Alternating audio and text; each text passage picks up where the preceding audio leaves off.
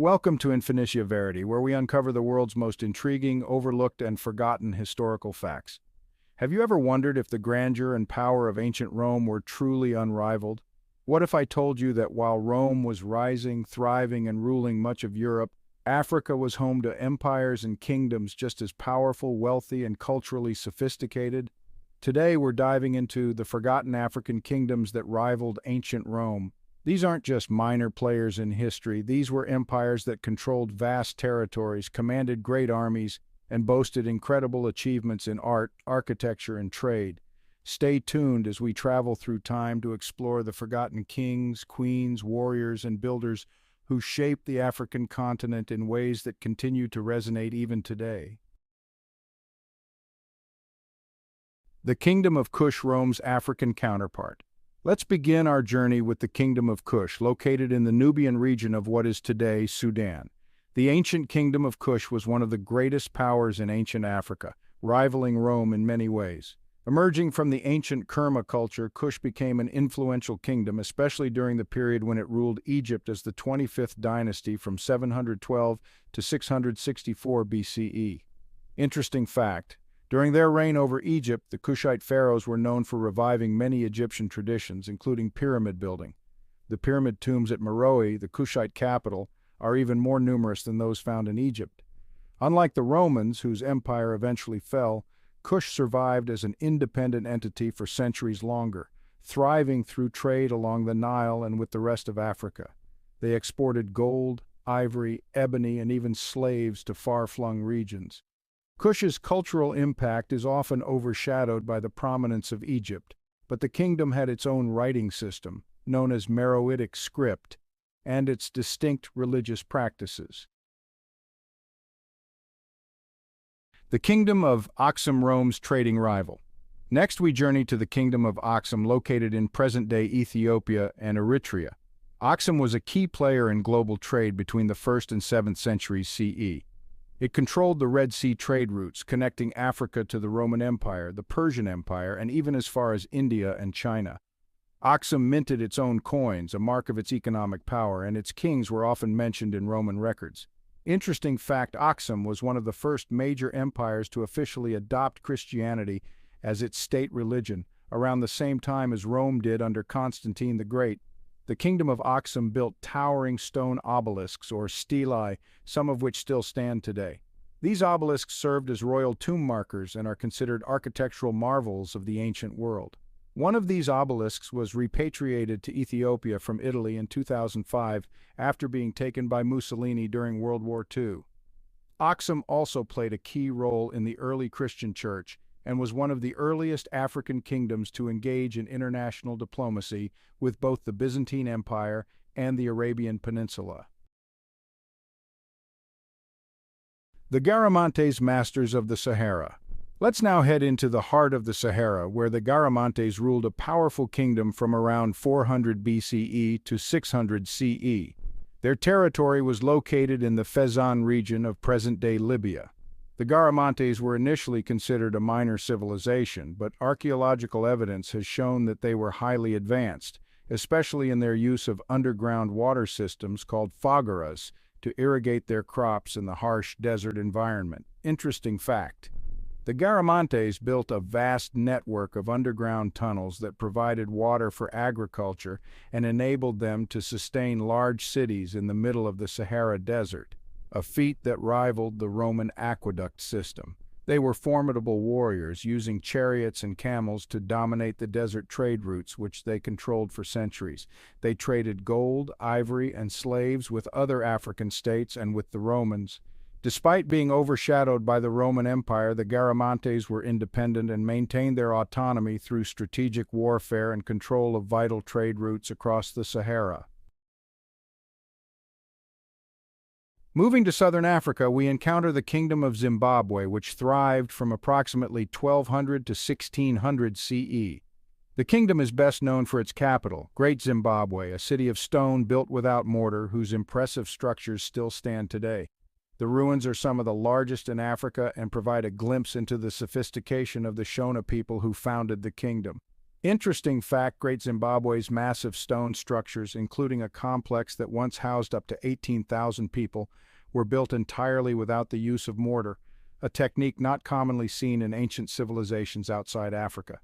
The kingdom was a key player in the gold trade between Africa and the Middle East. Archaeological evidence has revealed extensive trade networks, with items from as far as China found in the ruins of Great Zimbabwe. Great Zimbabwe's wealth and influence stretched far beyond its borders, making it one of the most significant kingdoms in African history, and one that certainly rivaled Rome in terms of wealth and trade networks. In West Africa, the Kingdom of Benin stood as a beacon of artistic and military power. Founded around 1180 CE in modern-day Nigeria, the Benin Kingdom was known for its incredible bronze and ivory sculptures, which showcased the craftsmanship of its people and the wealth of its court. Benin was a hub of culture and trade, particularly with European powers like Portugal, with whom it maintained diplomatic and commercial relations. Interesting fact: the Benin bronzes are world-renowned, and some are considered among the greatest works of African art ever produced. These bronzes were used to depict historical events, royal figures, and religious ceremonies. The Kingdom of Benin was surrounded by the largest man-made earthwork system in the world, often called the Benin Moat, which protected the capital city and served as a powerful symbol of Benin's engineering prowess. The Benin Kingdom remained powerful well into the 19th century, long after the Roman Empire had fallen, serving as a testament to the longevity and resilience of African empires. Perhaps one of the best-known African empires, the Mali Empire, which existed from around 1235 to 1600 CE, was a powerhouse of wealth and knowledge. Its most famous ruler, Mansa Musa, is often regarded as the wealthiest person in history due to the vast gold reserves controlled by Mali. The empire stretched across West Africa, controlling vital trade routes that supplied much of the known world with gold and salt. Interesting fact: when Mansa Musa went on his pilgrimage to Mecca in 1324, he took so much gold with him that he caused economic inflation in the regions through which he passed, including Cairo and Mecca.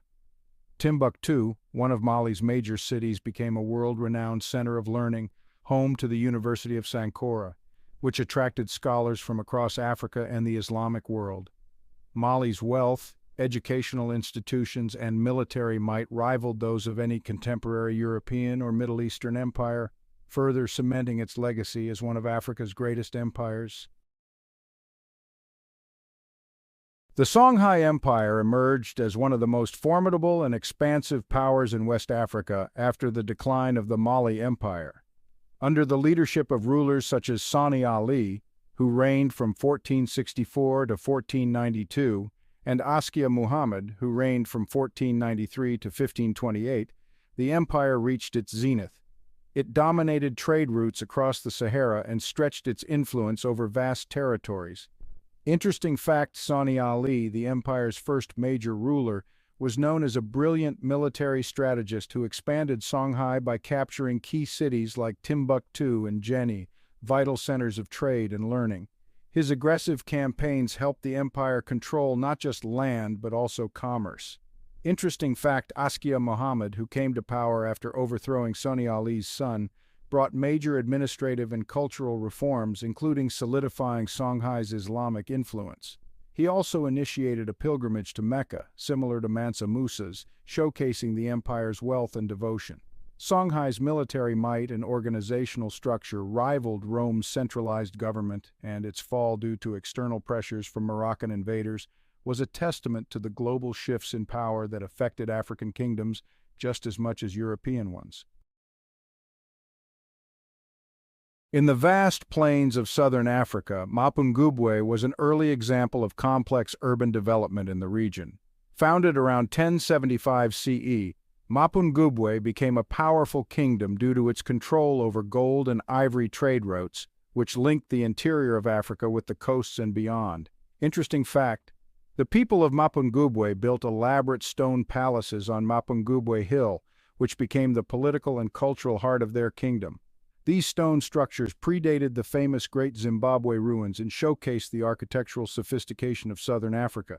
Interesting fact: archaeologists have uncovered exquisite gold artifacts in Mapungubwe, including a gold rhinoceros statue, which is seen as one of the finest examples of African craftsmanship from the era. Despite its eventual decline, possibly due to climate change or overpopulation, Mapungubwe's legacy as one of southern Africa's first powerful states set the stage for later kingdoms like Great Zimbabwe. Before Rome became the supreme power in the Mediterranean, it faced fierce competition from Carthage, a North African city-state located in what is now Tunisia. Founded by the Phoenicians in the 9th century BCE, Carthage grew into a maritime powerhouse that commanded extensive trade routes across the Mediterranean and into Africa.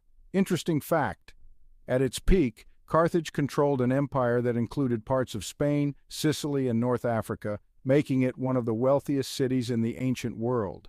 Its vast network of colonies and military power allowed it to rival and often surpass Rome in influence. Interesting fact: the Carthaginian general Hannibal Barca remains one of history's greatest military tacticians. His bold invasion of Italy during the Second Punic War from 218 to 201 BCE, in which he famously crossed the Alps with war elephants, remains one of the most audacious military campaigns ever. Carthage's eventual defeat in the Third Punic War from 149 to 146 BCE and the subsequent destruction of the city by Rome cemented Roman dominance in the Mediterranean. However, the legacy of Carthage's engineering, trade, and military prowess remains a significant chapter in world history. The Empire of Ghana Gold and Power. The Ghana Empire, not to be confused with modern-day Ghana, was one of West Africa's earliest and most prosperous kingdoms, thriving between the 6th and 13th centuries. Situated between the Niger River and Senegal River, Ghana was strategically located to control the trade routes that carried gold, salt, and other goods across the Sahara Desert. Here's an interesting fact: the Ghana Empire's wealth was largely derived from its control of gold resources, which were so vast that Arab historians referred to its kings as the Lords of the Gold. Another fascinating detail is that the empire's capital, Kumbi Saleh, was divided into two sections, one for the native Soninke people and another for Muslim traders. This division showcased Ghana's cosmopolitan nature and its role as a hub for international trade. Although Ghana eventually fell to the Almoravids in the 11th century, its influence in shaping West African trade and politics cannot be overstated. The Swahili city-states East Africa's coastal powerhouses. Along the eastern coast of Africa, a string of Swahili city-states thrived between the 9th and 16th centuries. These city-states, such as Kilwa, Mombasa, and Zanzibar, became wealthy through trade with the Arabian Peninsula, India, and even China. An interesting fact about these city-states is their unique blend of African, Arab, and Persian cultures, as evidenced by their architecture, language, and religion. The Swahili language, still spoken today, incorporates Arabic, Persian, and African elements. Another remarkable fact is that the city of Kilwa was so prosperous that the famous traveler Ibn Battuta described it as one of the most beautiful cities he had ever visited. Its wealth came primarily from the trade in gold, ivory, and slaves. The Swahili city-states were not centralized empires like Rome, but their vast trade networks and cultural richness made them powerful players in the Indian Ocean world. In Central Africa, the Kingdom of Congo rose to prominence in the late 14th century and remained a significant force until the 19th century. The Congo Kingdom was known for its complex social hierarchy, impressive art, and early engagement with European powers. Interesting fact: the kingdom converted to Christianity in the 15th century, with King Nzinga Nkuwu becoming the first Congo king to adopt the new faith, taking the Christian name João Wars. This conversion helped establish diplomatic ties with Portugal, making Congo one of the earliest African nations to engage directly with European powers. Another interesting fact: Congo's Mbanza Congo, the capital city, was renowned for its size and sophistication, with Portuguese missionaries comparing it to some of the major cities in Europe at the time.